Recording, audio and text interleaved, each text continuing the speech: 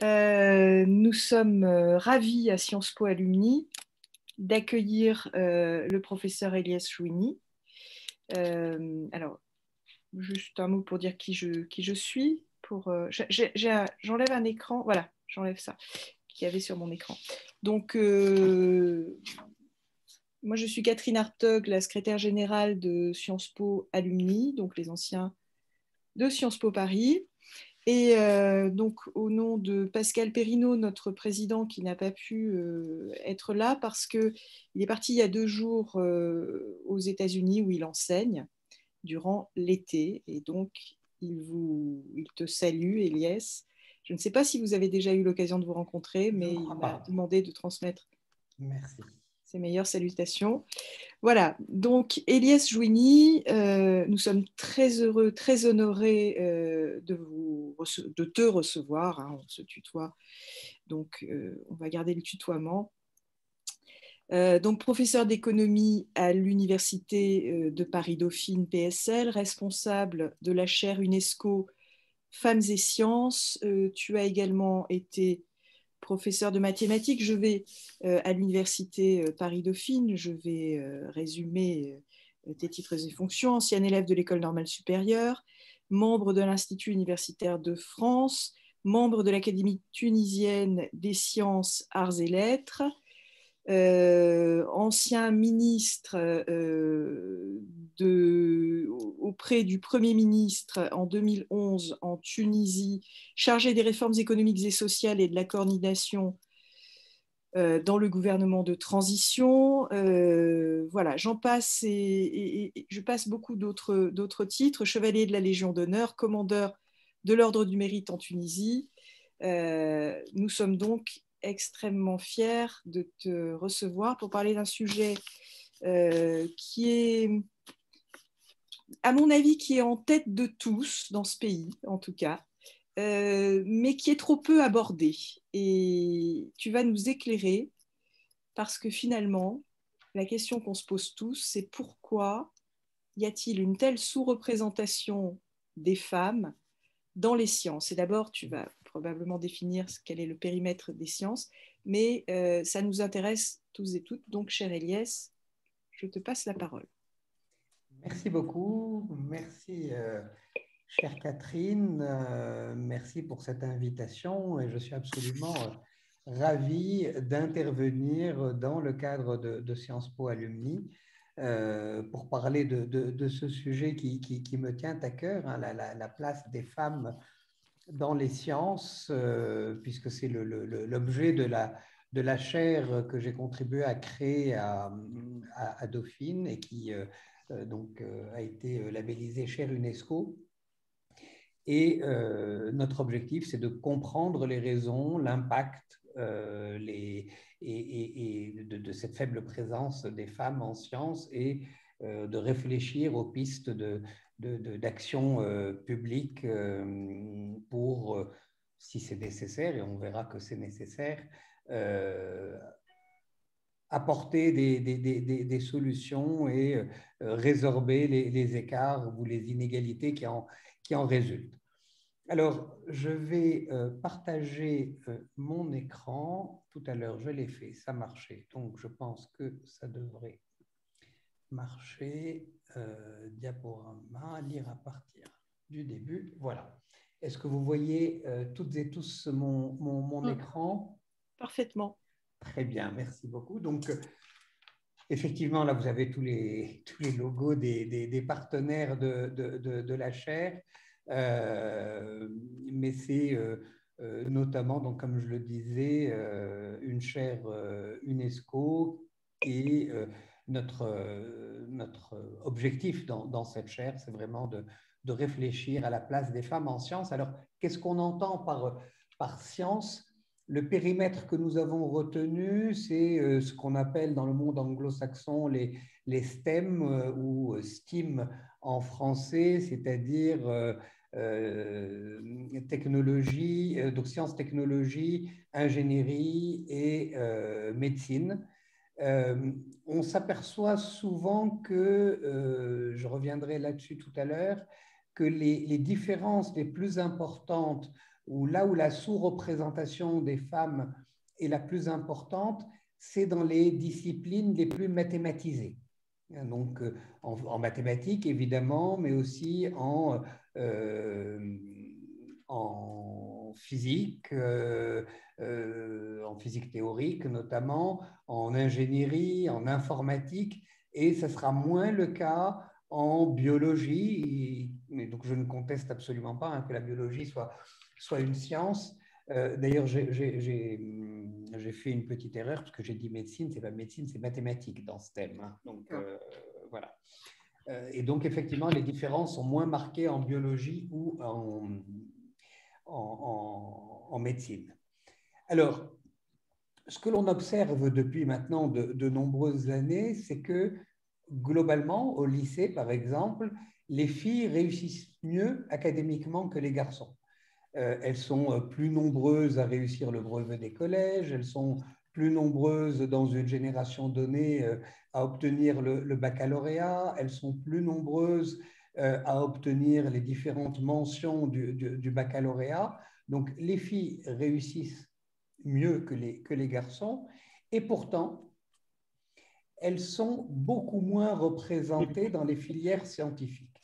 Donc, quand on regarde au fur et à mesure de l'évolution de la trajectoire scolaire et académique et universitaire, eh bien, les filles vont disparaître petit à petit. À chaque palier d'orientation, eh bien, on va avoir moins de filles qui vont choisir les filières scientifiques. Alors, là, dans les statistiques que je présente, je parle encore de première S. La première S n'existe plus, mais en tout cas, à chaque fois qu'il y a une orientation, qu'il faut choisir qu'il faut faire des choix disciplinaires, qu'il faut choisir d'aller en prépa ou pas, qu'il faut choisir si l'on va plutôt faire une école d'ingénieur ou une école de commerce ou des études littéraires, eh bien, à chaque fois, les filles sont moins présentes à tel point que dans nos meilleures écoles d'ingénieurs, pour ne citer que l'X-Lémine est centrale, il n'y a que 15% de filles.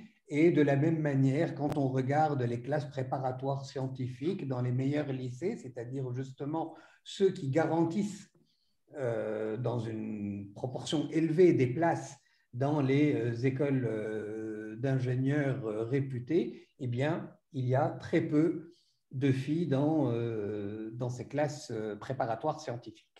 Alors, c'est un fait qui est incontestable. Elles sont moins nombreuses, elles sont moins présentes, et cette sous-représentation des femmes dans les filières scientifiques pose problème parce que ces filières scientifiques sont souvent des filières qui sont plus rémunératrices, qui sont plus prestigieuses, et cet écart en termes de choix scolaires puis universitaires a forcément un impact sur les trajectoires professionnelles et sur les rémunérations au cours de la vie professionnelle des hommes et des femmes. Alors bien sûr, il y a d'autres problèmes qui sont liés au fait que, on le sait bien, à trajectoire, à diplôme équivalent, les femmes sont moins bien payées que les hommes, mais là, ce n'est pas de ça que je parle, c'est la différenciation qui se fait en termes de trajectoire. Ils ne font pas les mêmes choix, elles et ils ne font pas les mêmes choix.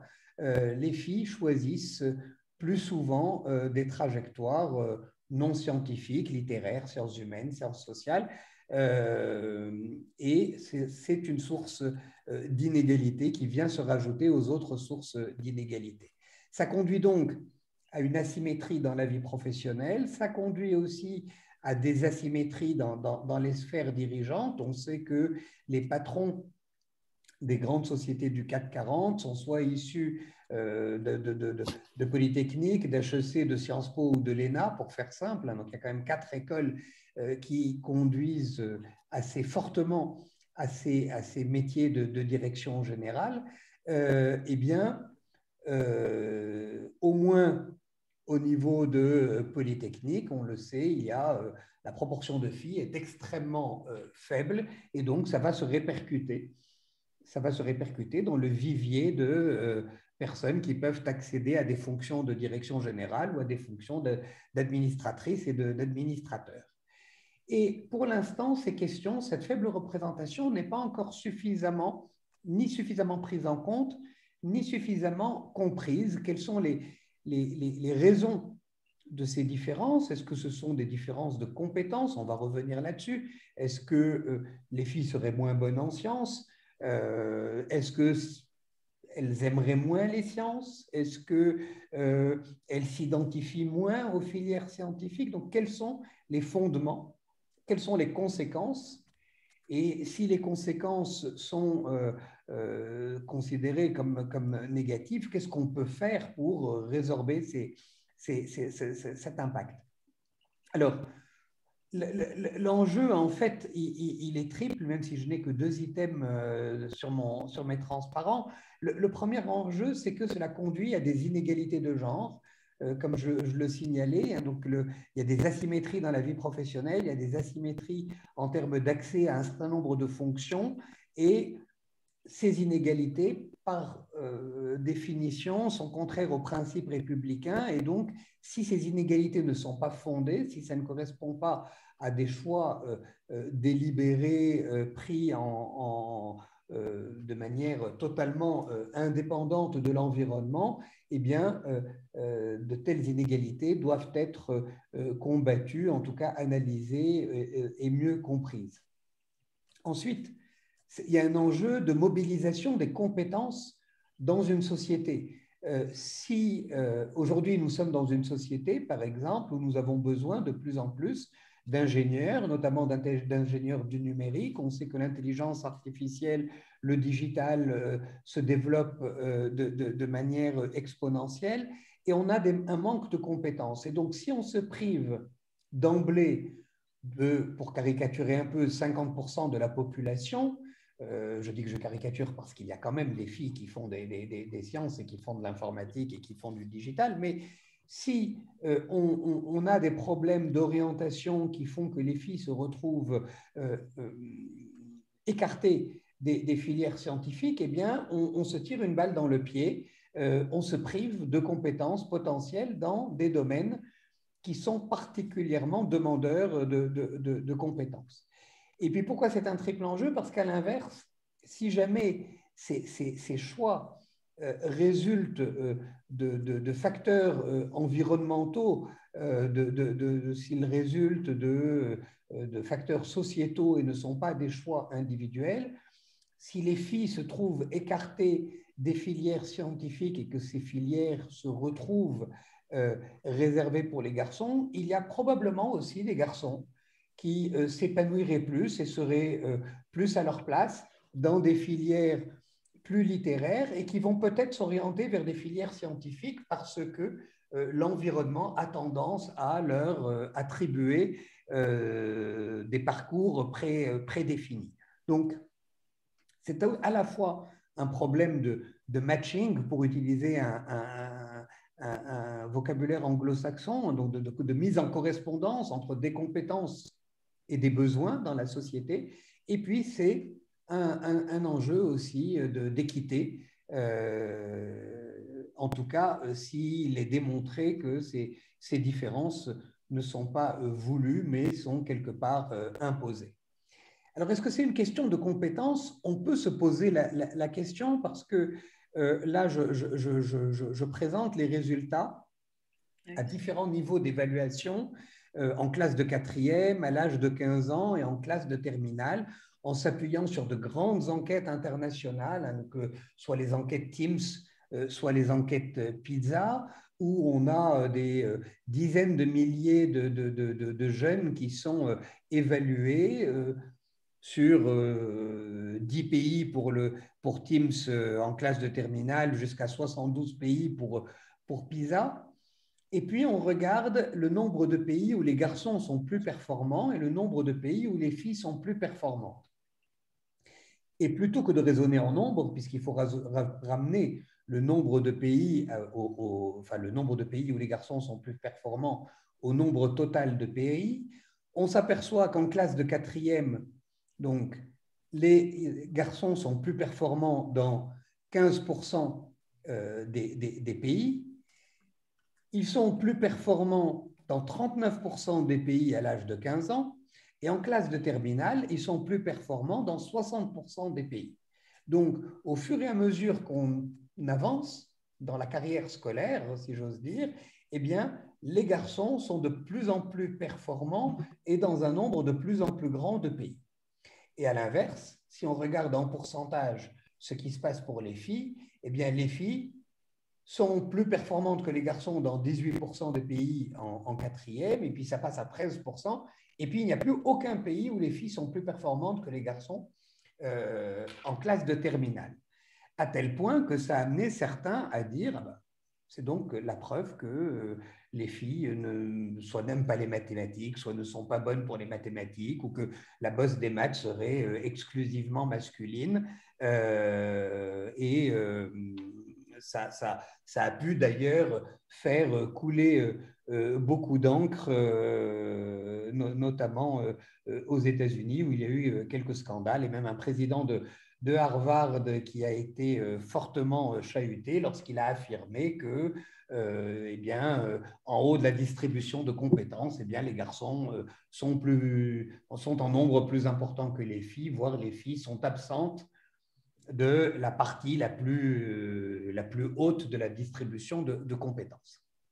Alors, pour notre part, si on regarde d'un peu plus près ces données, on s'aperçoit certes que ce qui semble ici évident, que les garçons sont de plus en plus performants au fur et à mesure que l'on avance dans le temps et dans un nombre de plus en plus important de pays. Si on regarde de plus près la littérature académique, on s'aperçoit déjà qu'il n'y a aucun élément qui permet de justifier ou de démontrer que biologiquement, les garçons sont meilleurs que les filles en sciences. Alors, il y a eu des tas de tentatives depuis le début du XXe siècle. On a comparé au gramme près le poids du cerveau d'un homme ou d'une femme. Alors oui, le cerveau d'un homme est un peu plus lourd parce que l'homme, en général, est un peu plus lourd aussi, en moyenne, que les femmes. Mais on n'a jamais pu démontrer que ça avait une quelconque importance, que le poids du cerveau avait une quelconque importance sur les compétences ni mathématiques, ni autres d'ailleurs. Alors après, il y a eu des travaux qui ont montré que les hommes sont meilleurs que les femmes en moyenne dans des exercices de rotation mentale, donc des exercices de géométrie où on vous montre une même figure à l'endroit, à l'envers, en symétrique, en miroir, etc. Et on vous demande de dire si c'est la même figure ou pas. Eh bien, manifestement, les hommes seraient meilleurs que les femmes, ce qui a permis d'affirmer, vous voyez, les hommes sont meilleurs en géométrie que les femmes. Alors oui, c'est vrai que les exercices de rotation mentale, c'est utile pour la géométrie, pour comprendre certains aspects géométriques, mais ce n'est pas la seule aptitude nécessaire pour être bon en maths. Et quand on regarde sur l'ensemble des aptitudes nécessaires pour être bon en maths, on s'aperçoit que c'est à peu près match nul, que les hommes sont meilleurs dans certaines compétences, que les femmes sont meilleures dans d'autres compétences, tout ça en moyenne, et que l'on ne peut rien en tirer de concluant sur le plan biologique. Donc, voilà, je ne vais pas citer tous les travaux, mais il y a eu un grand nombre de travaux qui ont exploré différentes pistes sans pour autant conclure. Et puis après, il y a quand même un certain nombre de faits qui amènent quand même à se dire que ça n'est probablement pas une explication biologique. D'abord, on s'aperçoit que les filles de femmes scientifiques sont plus souvent scientifiques que les filles de femmes non scientifiques. Alors, on peut se dire que c'est de l'hérédité, mais là aussi, il n'y a aucune preuve que le fait d'être bon en sciences, ce soit une caractéristique héréditaire. Et on peut plutôt penser que c'est une question d'environnement, de rôle modèle, et que finalement, les choix qui sont faits, les choix de carrière, de parcours, sont quand même fortement influencés par l'environnement. L'autre élément qui est intéressant, et je ne milite pas pour les écoles non mixtes, mais on constate que les filles dans les écoles non mixtes font plus souvent des sciences que les filles dans les écoles mixtes, en proportion bien sûr, en pourcentage. Et l'explication qui est trouvée est encore une fois une explication en termes d'environnement, c'est que quand vous êtes professeur de mathématiques, par exemple, ou de physique dans une classe non mixte, vous avez envie que certains de vos élèves soient des scientifiques, parce que c'est votre vocation de former des scientifiques, et quand vous avez des garçons et des filles, eh bien, vous allez plutôt pousser les meilleurs d'entre les garçons plutôt que de pousser les filles. En revanche, quand vous n'avez que des filles, comme votre but quand même est qu'il y ait quelques scientifiques issus de votre classe, eh bien, vous allez simplement pousser les meilleures d'entre elles, vous n'avez pas le choix. Et donc, finalement, les meilleures d'entre les filles vont faire des sciences, alors que dans une classe mixte, elles peuvent en faire. Je ne dis pas qu'elles n'en font pas, mais elles seront moins encouragées, elles seront moins poussées en avant par leurs enseignants. Si on regarde également la proportion de femmes dans les sciences, technologie, ingénierie et mathématiques, donc les fameux STEM, dans la plupart des pays du monde, il y a moins de femmes que d'hommes dans ces filières, sauf quelques pays dans lesquels il y a plus de femmes que d'hommes, et sur les 7 pays dans lesquels il y a plus de femmes que d'hommes, il y a 4 pays arabes. Ce qui laisse penser quand même que, enfin, on aurait pu s'attendre à ce que, si c'est complètement aléatoire, ce soit 4 pays d'un peu partout dans le monde. Le fait que ce soit 4 pays arabes, ça laisse entendre qu'il y a un phénomène culturel. Donc que, pour une raison ou pour une autre, les femmes dans les pays arabes vont être plus encouragées ou vont avoir plus envie de faire des sciences, et que donc le fait de choisir de faire des sciences n'est pas simplement une décision individuelle, mais c'est une décision qui résulte d'un environnement, de stéréotypes. On reviendra largement sur ce terme par la suite, et que ce sont des choix qui sont construits et non pas des choix qui résultent de caractéristiques innées. Alors, justement, les autres éléments qui militent en faveur du fait que ce ne sont pas des caractéristiques innées, c'est que d'abord, ça n'a pas toujours été le cas. Alors là, j'ai illustré les choses par quelques éléments qui ont été mis en avant par quelques films et séries récentes, mais on a pu voir sur les écrans que dans les années 40, 50, 60, donc pendant la guerre, les années immédiatement après-guerre, eh bien, quand il y avait moins d'hommes en mesure d'occuper des positions scientifiques, soit parce que beaucoup d'hommes étaient morts à la guerre, soit parce qu'ils étaient au front et qu'il fallait bien qu'un certain nombre de fonctions soient assurées, eh bien, il s'est trouvé des femmes et des femmes particulièrement compétentes et efficaces dans les métiers qui leur étaient proposés pour occuper donc des fonctions scientifiques de tout premier plan. Et donc, quand on a besoin des femmes et quand la place n'est pas complètement occupée par les hommes, eh bien, ils s'en trouvent. Donc, ce n'est pas, là aussi, un problème inné. Ce n'est pas qu'elles n'aiment pas ça, ce n'est pas qu'elles ne sont pas bonnes pour ces études-là, mais tout simplement, ça laisse penser que c'est plus une question de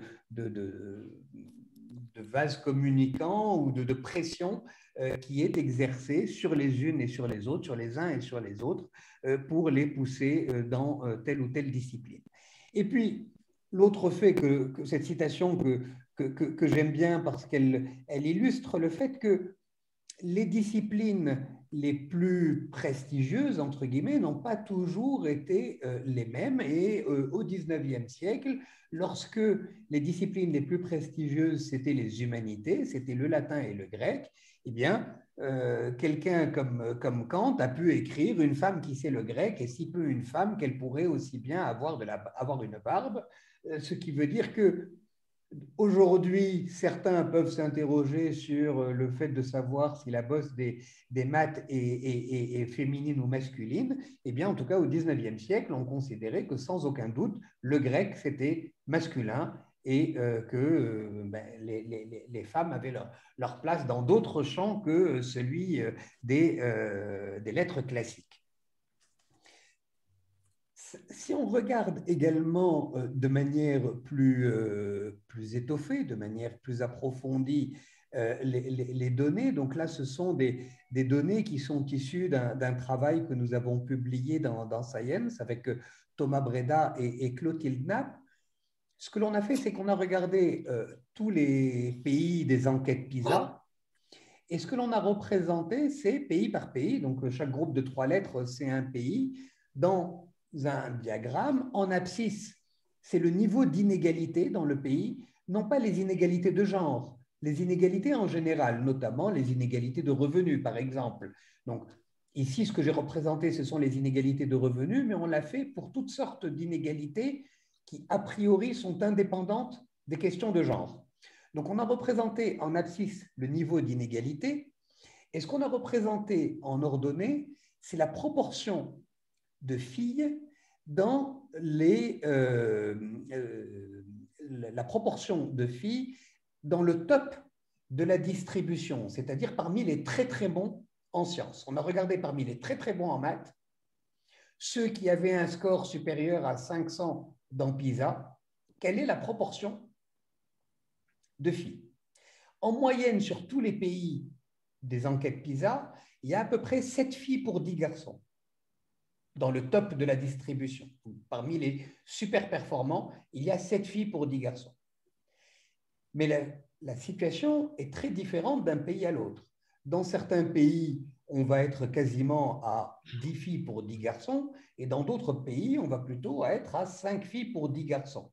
Donc, la proportion est différente d'un pays à l'autre, ce qui semble déjà indiquer que ça n'est pas quelque chose d'inscrit dans les gènes, mais surtout ce que l'on voit, c'est que plus un pays est inégalitaire, et moins les femmes sont présentes, moins les filles sont présentes à haut niveau de compétences en mathématiques.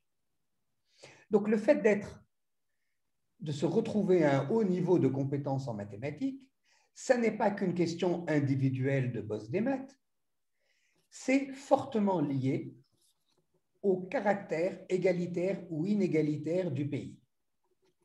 Mieux encore, ce que l'on montre, c'est que les pays dans lesquels les filles réussissent le moins bien en maths sont en même temps les pays dans lesquels les personnes issues de milieux défavorisés réussissent le moins bien en maths.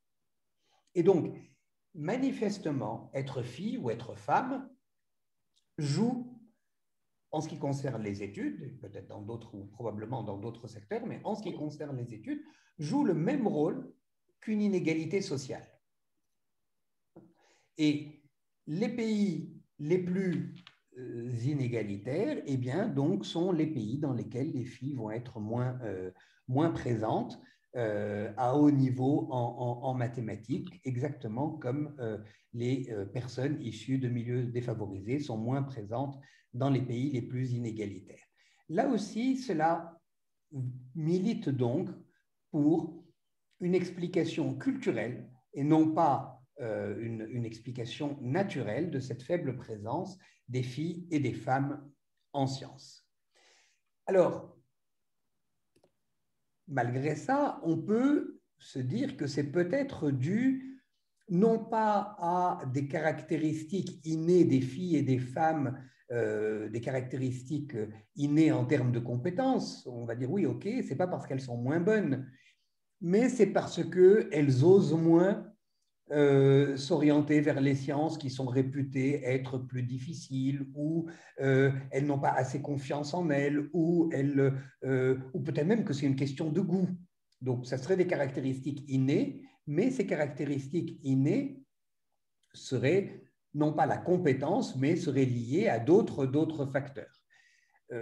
Alors, là, ce qu'on a représenté ici, c'est une courbe. Alors, donc là, ce sont des données tunisiennes où il se trouve qu'en Tunisie, après le bac, l'orientation, donc l'équivalent de notre Parcoursup en France, se fait de manière beaucoup plus systématique parce que pour savoir si un élève donné va aller ou pas en classe préparatoire, il y a un score qui est calculé en classe préparatoire scientifique, il y a un score qui est calculé uniquement sur la base des notes du bac. Donc tout le monde connaît son score, tout le monde peut le calculer. Et on sait qu'iront en classe préparatoire scientifique les 100 meilleurs ou les 200 meilleurs ou les 500 meilleurs à ce score. Et donc, enfin les 100 ou 200 ou 500 qui l'ont demandé, bien sûr. Et donc, les élèves ont leur note au bac, connaissent leur note au bac, à partir de là, font des demandes hiérarchisées en disant « je veux faire ceci, je veux faire cela ». Et puis après, on fait tourner tout ça dans une moulinette et puis l'ordinateur révèle à la fin qui est affecté où. Et on s'aperçoit que c'est ce que vous voyez sur ces courbes, c'est quoi? C'est le pourcentage de personnes qui demandent une prépa scientifique en fonction de la note moyenne selon ce score. Et vous voyez qu'avec 6 de moyenne, il y a quand même 45% des garçons qui demandent à faire une prépa scientifique. Donc eux, ils n'ont peur de rien, ils n'hésitent pas, même avec 6 de moyenne, ils y croient, ils veulent y aller. Les filles, avec 6 de moyenne, elles ne sont même pas 10%, mais vous vous apercevez que pour atteindre les 45% des garçons, il faut une moyenne de 18 ou de 17. Il se trouve que là, j'ai mon graphique qui est tronqué sur mon écran, mais en tout cas, il leur faut une moyenne très, très, très, très, très supérieure à celle des garçons pour demander les mêmes filières scientifiques avec la même intensité, c'est-à-dire 45 ou 50%. Et donc, on pourrait se dire, c'est juste ça le problème, enfin, c'est juste ça, ça serait quand même un problème, mais c'est juste une question de confiance en soi. Elles ont plus peur d'y aller, elles n'aiment pas la compétition, les classes préparatoires, c'est compétitif, il va falloir passer des concours, et donc, elles n'y vont pas. Alors, si c'était ça l'explication, déjà, un premier élément qui permet d'en douter, c'est que si c'était ça l'explication, du coup, n'irait en classe préparatoire scientifique que celles qui sont vraiment excellentes. Si tous les garçons veulent y aller et que seules les filles qui ont plus de 18 veulent y aller, eh bien, les filles qui vont se retrouver en préparatoire, ce sont des filles qui vont être avec des moyennes entre 18 et 20. Et donc, du coup, elles réussiraient de manière extraordinaire, de manière très supérieure à la réussite des garçons. Et normalement, eh bien, la génération suivante qui observe ça, quand je parle de génération, ce n'est pas les générations au sens de 30 ans, juste la génération d'élèves de l'année suivante ou de 2 ou 3 années d'après, observerait ça et ça donnerait de plus en plus confiance en elles aux filles, ça les encouragerait de plus en plus et elles seraient de plus en plus nombreuses à demander les classes préparatoires scientifiques en disant ben, on réussit très très bien et pourquoi s'en priver? Or, ça n'est pas ce que l'on observe. Donc, probablement, les biais de sélection sont plus compliqués que ce qu'il paraît ici. Alors, ce qui est intéressant, c'est si on regarde maintenant, là c'est un travail récent de Thomas Breda et de Clotilde Knapp, on regarde, donc ça ce sont les enquêtes PISA qui permettent de mesurer ça, ce qu'on appelle le self-concept, c'est-à-dire l'estime de soi vis-à-vis des mathématiques. Hein. Donc, est-ce que les filles se considèrent bonnes ou pas en fonction de leur note en mathématiques? Eh bien, on s'aperçoit que pour une note donnée, effectivement, les garçons ont plus confiance en eux. Donc, la courbe rouge, c'est la courbe des garçons. À une note donnée, en abscisse, eh bien, la courbe des garçons est au-dessus de celle des filles. Donc, à une note donnée en maths, les garçons se surestiment par rapport aux filles. Mais ce qui est intéressant, c'est que Breda et Knapp ont regardé aussi le comportement donc, de self-concept, donc l'estime de soi des garçons et des filles, non pas en fonction de la note en maths, mais en fonction de la note en lettres. Donc c'est toujours l'estime de soi par rapport aux mathématiques, mais en fonction de la note en lettres. Et là, on s'aperçoit que la courbe des garçons est au-dessus de celle des filles. C'est-à-dire que quand on a 10 en lettres, eh bien, la proportion de garçons qui se considèrent comme bons en maths est supérieure à la proportion de filles qui se considèrent comme bonnes en maths. Si on regarde maintenant ces deux courbes, ni en fonction de la note en maths, ni en fonction de la note en lettres, mais en fonction de l'écart entre la note en maths et la note en lettres, eh bien, on s'aperçoit que les deux courbes sont quasiment confondues. Et ce qui se passe en fait, c'est que les filles, en général, se trouvent être meilleures en lettres que les garçons et en déduisent à partir de là qu'elles sont plutôt littéraires et donc vont choisir des filières littéraires en termes relatifs, tout simplement parce qu'elles surperforment en lettres par rapport en maths. Donc, elles peuvent être très bonnes en maths, mais comme elles sont encore meilleures en lettres, eh bien, elles vont choisir des filières littéraires. Il y a d'autres études récentes qui ont montré que, en matière de choix, alors, les garçons et les filles choisissent des filières qui sont tout aussi compétitives. Les filles ne choisissent pas des filières qui sont moins compétitives. Ce n'est pas une question de moindre confiance en soi. En revanche, on s'aperçoit que les choix des garçons sont plus opportunistes. C'est-à-dire que si l'on regarde non pas en fonction du degré de sélectivité de la filière, mais en fonction des rémunérations moyennes que l'on obtient à l'issue de ces filières, alors les garçons choisissent des filières qui rémunèrent mieux, mais qui sont pour autant tout aussi difficiles d'accès que les filières que les filles ont choisies. Alors, pareil, si on regarde, on se pose la même question en termes de goût, c'est-à-dire est-ce que c'est une question de goût? Est-ce que les filles aiment moins les sciences que les garçons? Eh bien, Breda et Naples ont refait le même travail. On trouve que, en fonction de la note en maths, la courbe des garçons est au-dessus de celle des filles, c'est-à-dire à note en maths donnée, les garçons semblent apprécier plus les maths que les filles. En revanche, si on regarde des choses non pas à note en maths donnée, mais à écart entre maths et lettres données, eh bien, les deux courbes sont quasiment confondues. Ce qui veut dire que ce qui fait le goût pour les mathématiques ou ce qui fait la self-esteem que l'on a vis-à-vis des mathématiques ou vis-à-vis des sciences, ça n'est pas tant la note que l'on a en maths, ça n'est pas tant la note que l'on a en lettres, mais c'est l'écart entre les deux. Et si on prend comme variable explicative cet écart entre les deux, eh bien, le comportement des garçons et le comportement des filles est à peu près, il y a une petite différence, mais quasiment le même. En tout cas, les différences sont beaucoup moins importantes que quand on regarde à niveau en sciences ou en lettres données. Alors, l'autre élément qui est intéressant, qui est illustré par ces courbes, c'est que il y a ce qu'on appelle le paradoxe d'égalité des genres, et il a été démontré dans la littérature que plus un pays est égalitaire, plus un pays est développé, et moins les filles choisissent les filières scientifiques.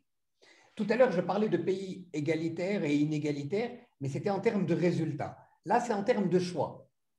Et donc, en termes de choix, on a appelé ça le paradoxe d'égalité des genres parce qu'on pensait que le développement, le degré d'égalitarisme dans un pays allait conduire à plus d'égalitarisme dans les trajectoires individuelles.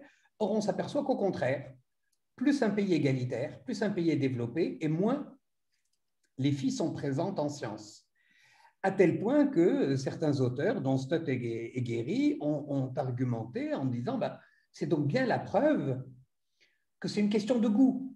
Dans les pays les plus égalitaires, les pays les plus libres, où chacun est libre de choisir ce qu'il veut, eh bien, les hommes choisissent les sciences, les filles choisissent d'autres disciplines, y compris les disciplines littéraires, et donc c'est bien la preuve que les filles n'aiment pas les sciences. Hein, puisque quand on les laisse libres, c'est ce qu'elles choisissent.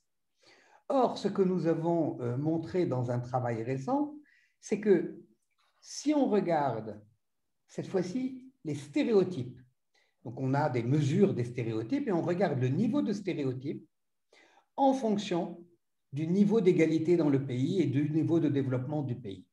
On s'aperçoit également que plus un pays est développé, plus un pays est égalitaire et plus les stéréotypes selon lesquels les maths, les sciences ne sont pas faits pour les filles sont importants. Donc, contrairement à l'intuition, un pays qui est très égalitaire, un pays qui est très développé, eh bien, véhicule plus qu'un autre le stéréotype selon lequel les sciences ne sont pas faites pour les femmes et que les filles ne peuvent pas exceller en sciences. Et en fait, tout se passe comme si dans ces pays où on a essayé, parce que ce sont des pays égalitaires, on a essayé de gommer au maximum la différenciation verticale entre hommes et femmes, eh bien, cette différenciation verticale s'est retrouvée remplacée par une différenciation horizontale avec des domaines qui sont plus réservés aux hommes et des domaines qui sont plus réservés aux femmes. Et donc, finalement, on assiste à des mécanismes sociologiques dans lesquels certaines formes de différenciation prennent le relais d'autres formes de différenciation. Peut-être une des explications que nous en proposons, c'est de dire que dans un pays égalitaire, dans un pays libre où tout est possible, eh bien, peut-être que les uns et les autres ont plus besoin qu'ailleurs de se raccrocher à une identité et donc de se comporter selon les normes d'un groupe, de se choisir un groupe, et le groupe le plus naturel que l'on va se choisir, eh bien, c'est déjà le groupe associé à son genre, et donc il va y avoir des comportements de filles, entre guillemets, et des comportements de garçons, des trajectoires pour filles, des trajectoires pour garçons, certes librement choisis au niveau individuel, mais qui résultent en fait de niveaux de stéréotypes ambiants extrêmement élevés. Les stéréotypes sont particulièrement redoutables en ceci qu'ils agissent de manière totalement qu'il est difficile d'identifier et donc on a l'impression que les choix se font de manière totalement libre et je trouve que l'expérience qui est représentée ici est extrêmement intéressante. C'est une expérience qui a été conduite à l'Université de Provence. On a pris 600 élèves, autant de garçons que de filles. On leur a demandé de mémoriser le dessin qui est ici, qui est assez voilà, difficile à mémoriser. Donc, on leur a dit de le mémoriser pendant 1 minute 30, et puis après, on leur a demandé de le reproduire. On a enlevé le dessin, on leur a demandé de le reproduire. À ceci près qu'on a fait 2 groupes distincts. Il y a un groupe à qui on a dit c'est un exercice de géométrie, et on leur a dit c'est un exercice que les garçons d'habitude réussissent beaucoup mieux que les filles. Et puis dans l'autre groupe, on leur a dit c'est un exercice de dessin, et c'est un exercice dans lequel les filles réussissent mieux que les garçons. Eh bien, ce qui devait arriver arriva. Quand on a évalué les copies, eh bien, on s'est aperçu que les filles ont beaucoup mieux réussi dans le groupe dans lequel on leur a dit que c'était un exercice de dessin pour filles, et les garçons ont beaucoup mieux réussi dans le groupe dans lequel on leur avait dit que c'était un exercice de géométrie pour garçons. Donc, le simple fait, et là, on s'adresse à des enfants de 5-6 ans, donc le simple fait d'annoncer que vous êtes bon ou que vous n'êtes pas bon à cet exercice, ou que les gens de votre catégorie, de votre genre, de votre ethnie ou que sais-je, sont plus ou moins bons à ceci ou à cela, eh bien, ça a un impact autoréalisateur que l'on voit dans les données. Et juste pour illustrer les stéréotypes, je trouve que cette publicité est extrêmement intéressante. C'est juste pour montrer que, en fait, le plus dur, c'est de débusquer et de s'attaquer aux stéréotypes parce qu'ils sont absolument partout. Vous avez là une publicité, alors qui remonte à maintenant une dizaine d'années, qui avait été faite par l'Éducation nationale pour recruter des enseignants. Et donc, a priori, on pourrait penser que l'Éducation nationale, c'est le lieu même où l'on lutte contre les stéréotypes. Et j'imagine que ça part d'un bon sentiment, mais comme vous voyez, le garçon est sur son ordinateur, la fille est dans son livre, le garçon a des ambitions alors que la fille a des rêves. Voilà. Tout est dit. Peut-être que c'est efficace au niveau de la communication pour recruter des enseignants, je ne sais pas. Mais en tout cas, c'est clair que ça n'est absolument pas pertinent parce que ça va ancrer encore plus dans l'esprit de tout le monde le fait qu'une fille a des rêves et qu'un garçon a des ambitions. Et c'est une publicité, certes, qui a déjà 10 ans, mais 10 ans, ça n'est pas si énorme, donc c'est quand même relativement récent. Je ne parle pas de publicité d'il y a 30 ou 40 ans où effectivement un ordinateur était forcément masculin. Donc les stéréotypes, ils sont partout. Ils sont partout et c'est d'autant plus ennuyeux que nous sommes dans un monde où l'intelligence artificielle est au cœur de nos représentations futures. Or, l'intelligence artificielle elle-même, qu'est-ce que c'est? C'est reproduire, à partir des bases de données qui sont énormes, etc., mais de reproduire des comportements. Et donc, si on s'est habitué à ce qu'un signe soit blanc, pour reprendre l'exemple du Black Swan, eh bien, si on ne montre à l'intelligence artificielle que des signes blancs, eh bien, elle ne pourra jamais reconnaître un signe noir. De la même manière, l'exercice a été fait où vous montrez cette photo à des intelligences artificielles et on leur demande de déterminer la profession de cette jeune femme. Eh bien, dans la plupart des cas, on va vous répondre que c'est une nurse, alors que si vous mettez la photo d'un homme en blanc avec la même blouse, eh bien, on vous dira que c'est un docteur.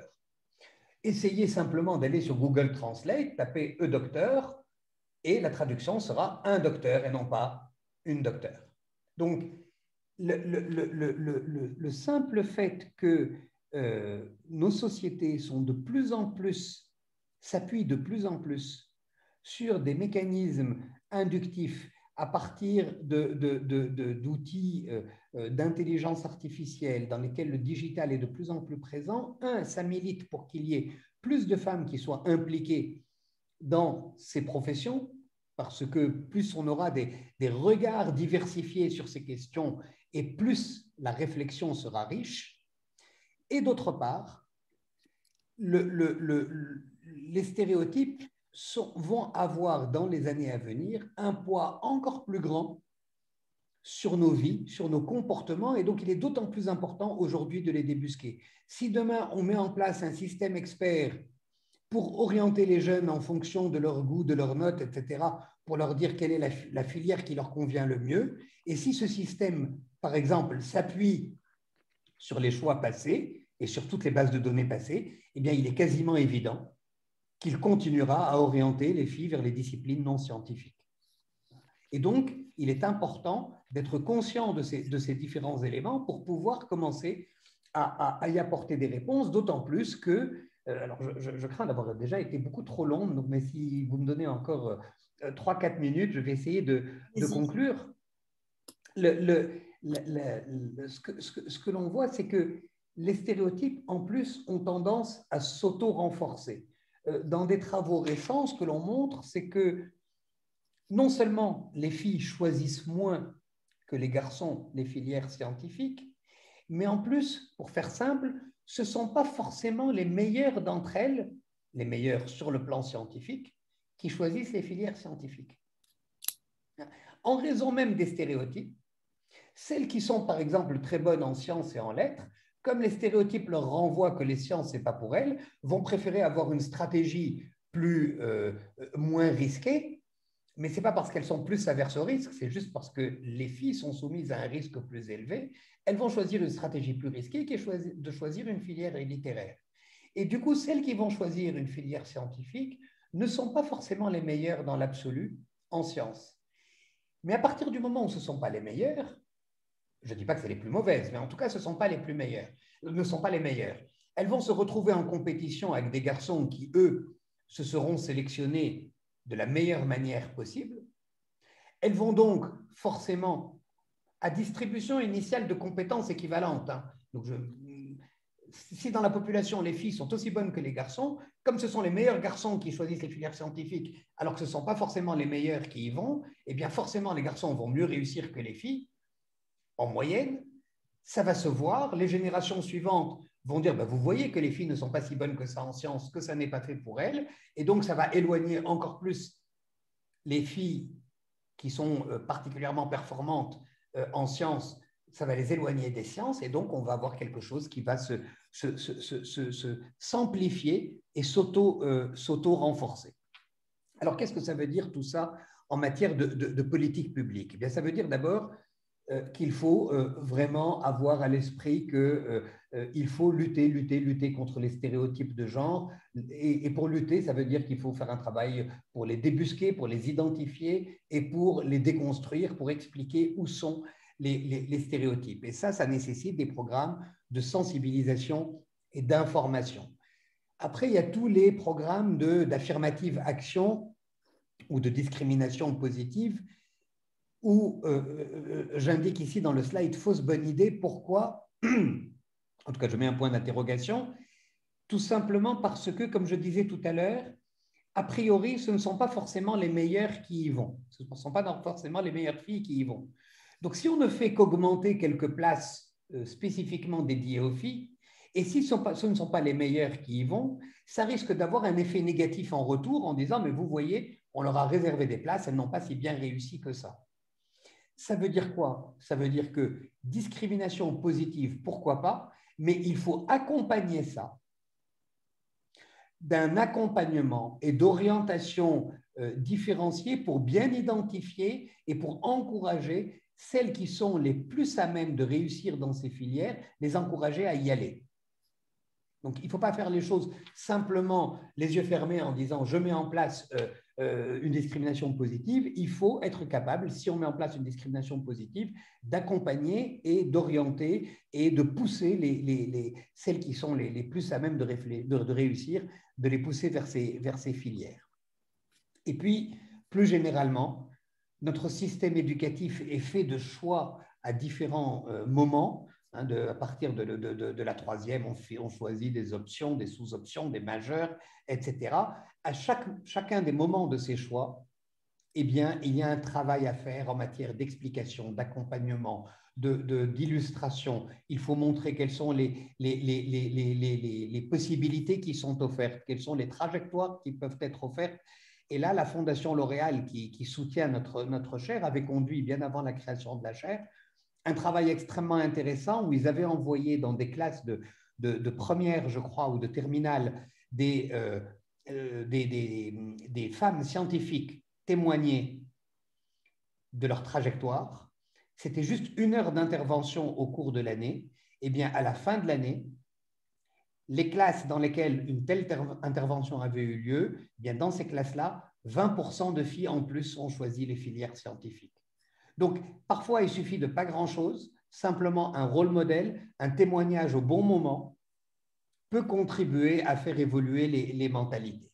Et puis, il reste surtout à continuer à investiguer. Et j'aime beaucoup cette citation de Marie Durubella qui dit que la carrière scolaire se fabrique à travers une variété de mécanismes, acquisition, évaluation, choix, décision, etc. Et à chacune de ces étapes, la variable sexe peut jouer, peut avoir une influence significative. Et donc, il est très important d'être attentif à l'ensemble de ces étapes. Alors, c'est un travail de bénédictin parce que la carrière scolaire et la carrière tout court, ce sont des choses qui se construisent sur des décennies. Eh bien, c'est à chaque étape qu'il nous faut être attentifs au choix et veiller à ce qu'il n'y ait pas de choix générateur d'inégalité, puisque c'est vraiment ça le problème. Que chacun fasse les choix qu'il veut, c'est une excellente chose, d'être libre de ses choix, mais il ne faudrait pas que l'environnement et les stéréotypes poussent certaines ou certains à faire des choix qui les mettent par la suite dans une situation défavorisée. Je vous remercie de votre attention. Je suis désolé d'avoir été beaucoup trop long et je suis à l'écoute de vos questions.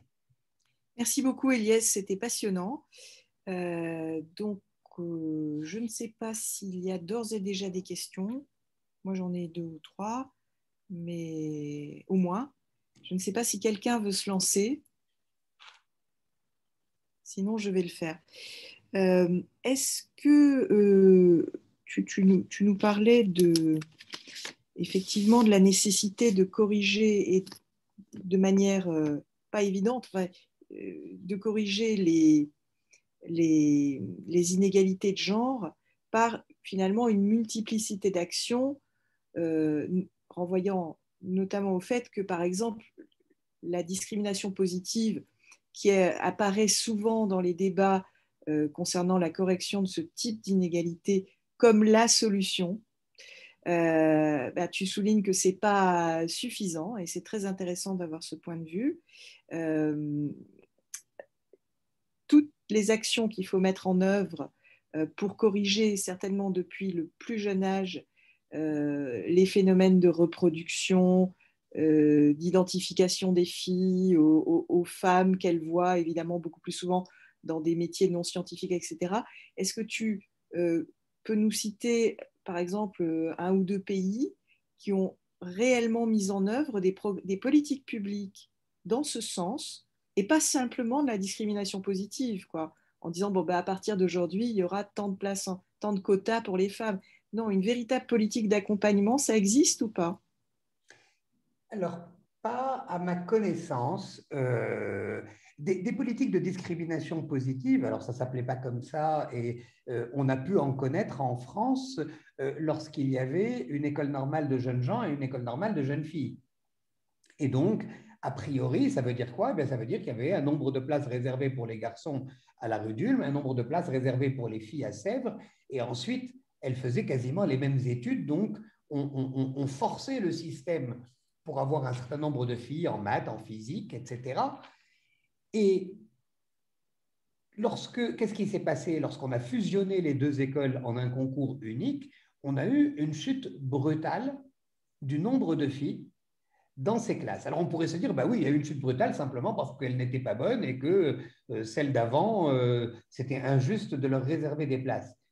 Mais pourtant, quand on regarde sur la trajectoire entière, les filles qui rentraient à l'école de Sèvres, en mathématiques par exemple ou en physique, un certain nombre d'entre elles faisaient ensuite une très belle carrière universitaire où on ne leur faisait plus de cadeaux par la suite. Donc, même si l'on a tendance à penser que c'était un cadeau qui leur était fait en leur réservant des places à l'âge de 18 ans ou de 20 ans, eh bien, le fait est que par la suite, elles démontrent que même si on ne leur fait plus aucun cadeau, elles s'imposent à différents niveaux et on les retrouvait professeurs des universités, on les retrouvait à tous les ou chercheurs ou directeurs de recherche.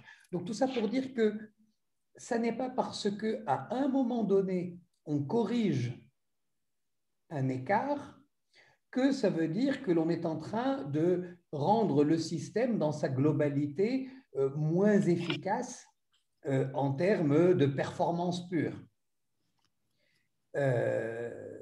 Après, ce que l'on voit, c'est que dans certains pays, je citais tout à l'heure les pays arabes, et voilà, je connais bien le cas de la Tunisie.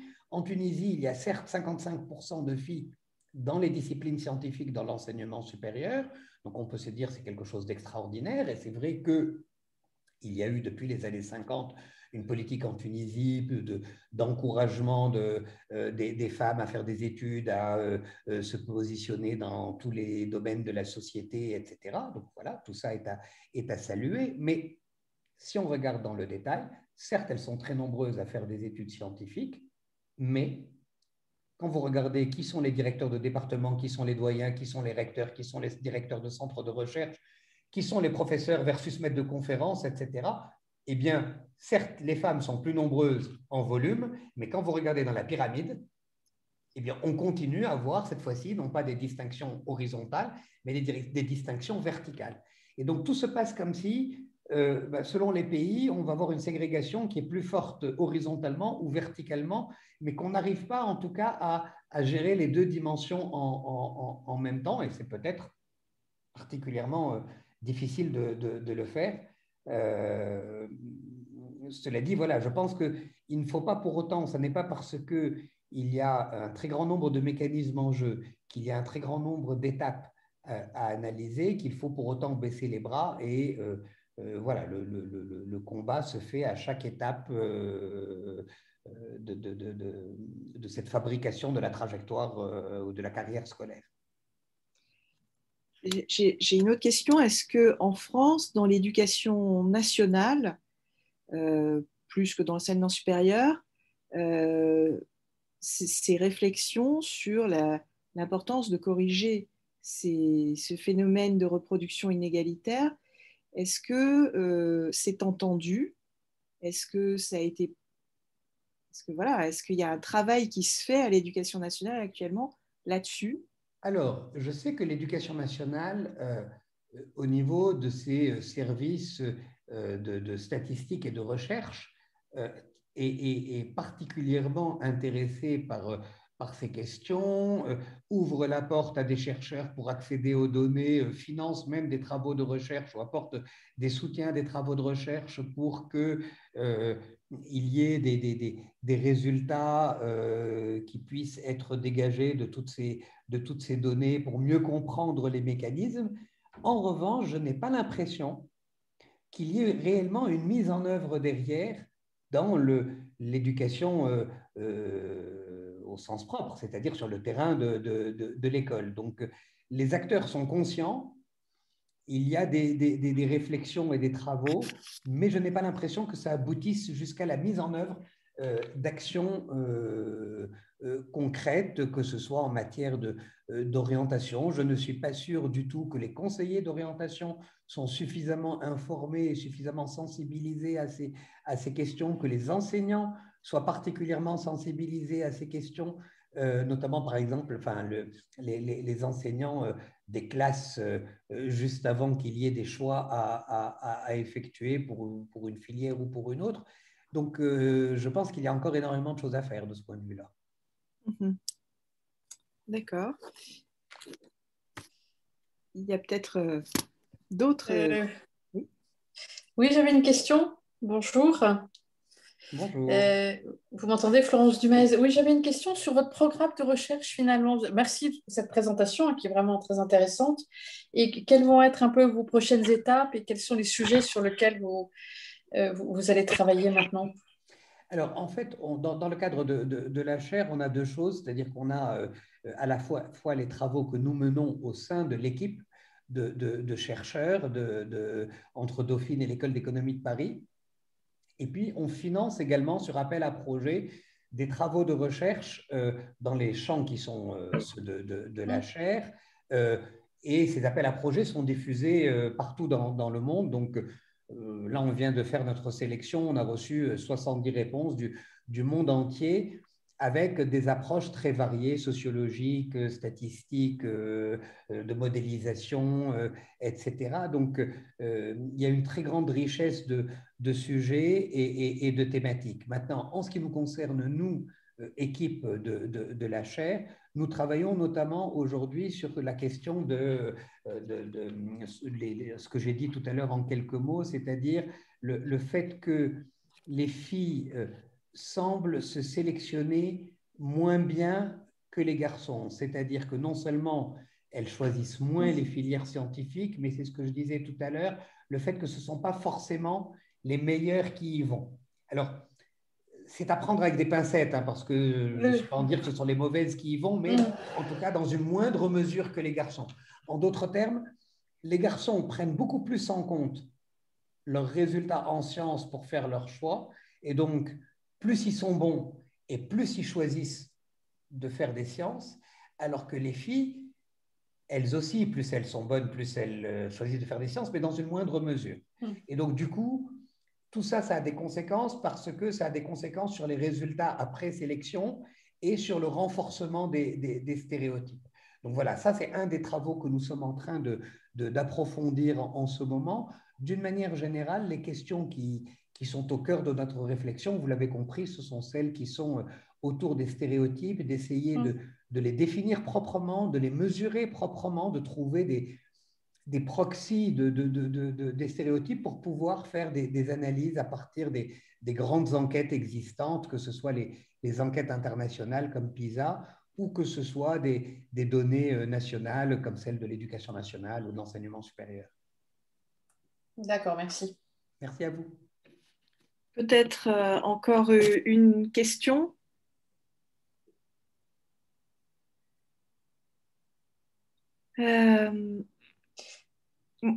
Oui. Oui, excusez-moi, c'est finalement l'intelligence artificielle, c'est l'un des sujets qui va être phare qui est déjà très avancé dans les années qui viennent. Est-ce que vous êtes confiant dans le fait qu'on va réussir un peu à briser ces stéréotypes ou c'est déjà un peu tard selon vous? Non, je pense que ça n'est pas tard parce que on n'est quand même pas à l'ère du tout intelligence artificielle, mais c'est dès maintenant qu'il faut être à la fois prudent dans ce que l'on met dans les logiciels d'intelligence artificielle, d'être capable, par exemple, tous les mécanismes d'intelligence artificielle, c'est la même chose. Ils s'enrichissent de toutes les données passées, de tout ce qui se réalise à la datée, pour être capable de prévoir ou de recommander des choses pour le futur. Et bien, du coup, il faut être conscient de tous les biais qu'on a dans nos données, peut-être corriger ces biais et mettre dans l'outil lui-même les éléments qui permettent de prendre en compte ces biais. Et je pense que la meilleure manière de percevoir les biais, c'est d'être le plus diversifié possible déjà autour de la table.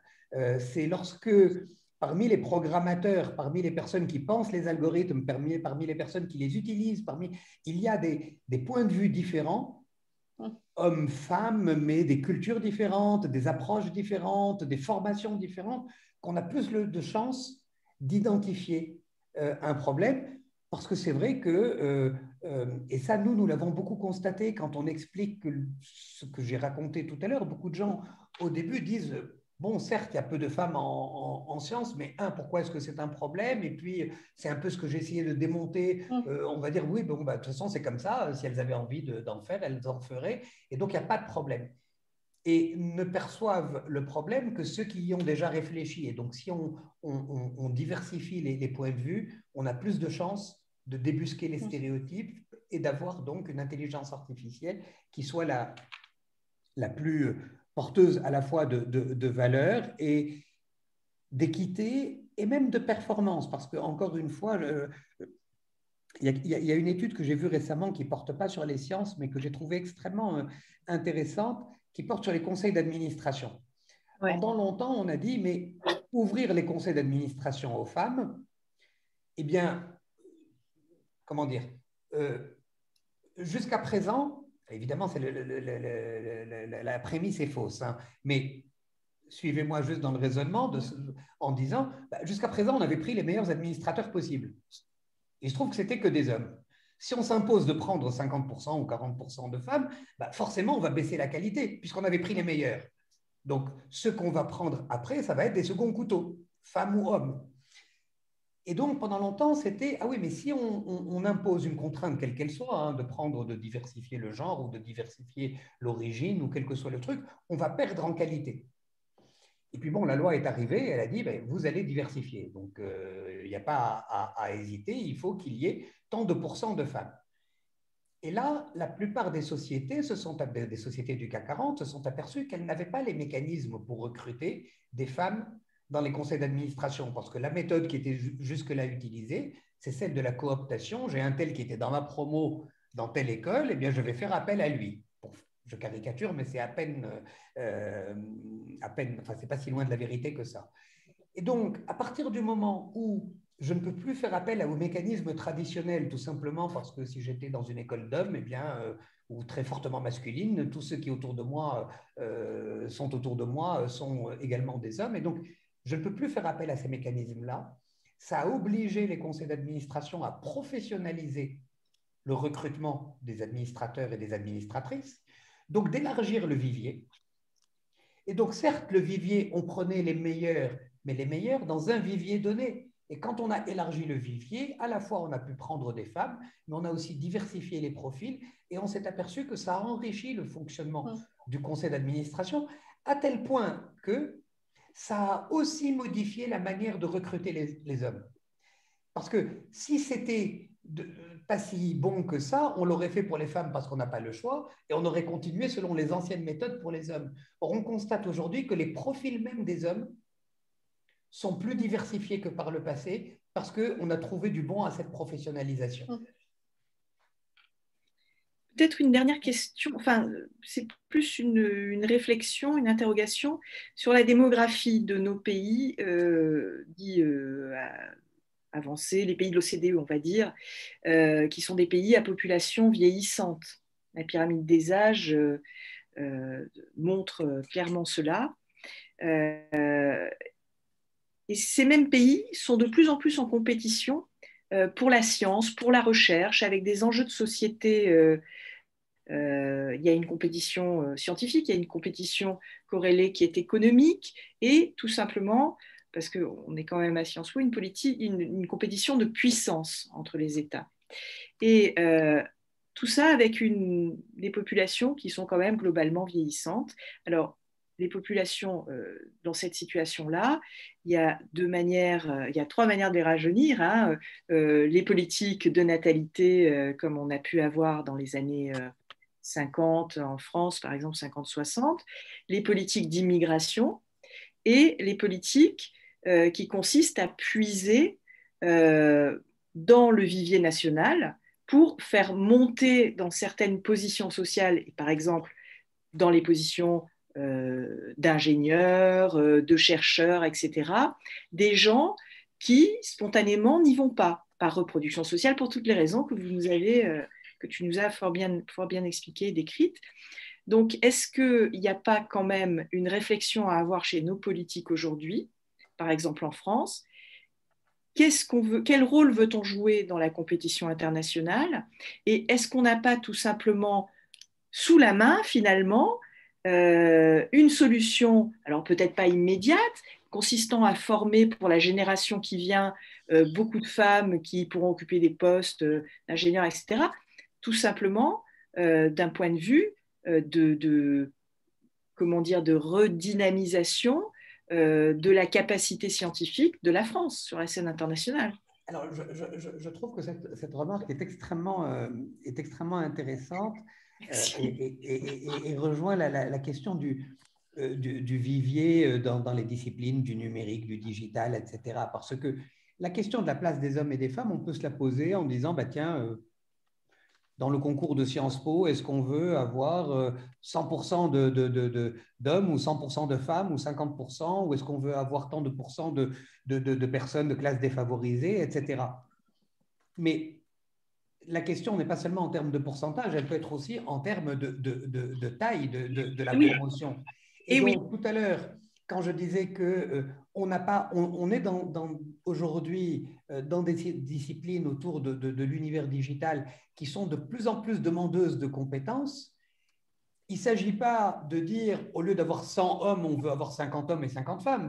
On a 100 hommes et on voudrait avoir 100 femmes en plus. C'est ça. A priori, il n'y a pas de raison, si on est arrivé à trouver 100 hommes, il n'y a pas de raison qu'on ne soit pas capable, vu que rien ne permet d'affirmer, et même bien au contraire, qu'elles sont moins faites pour ces disciplines-là que pour d'autres, eh bien, il n'y a pas de raison qu'on n'arrive pas à trouver aussi 100 femmes. Et donc, effectivement, l'idée, c'est pour faire face aux enjeux du futur, dans lesquels on a besoin de compétences, et pas seulement scientifiques, mais on est dans une compétition internationale dans laquelle chaque pays doit aligner ses meilleures forces dans les métiers les plus pointus, eh bien, il faut arriver à attirer vers ces métiers pointus le maximum de personnes et donc accompagner.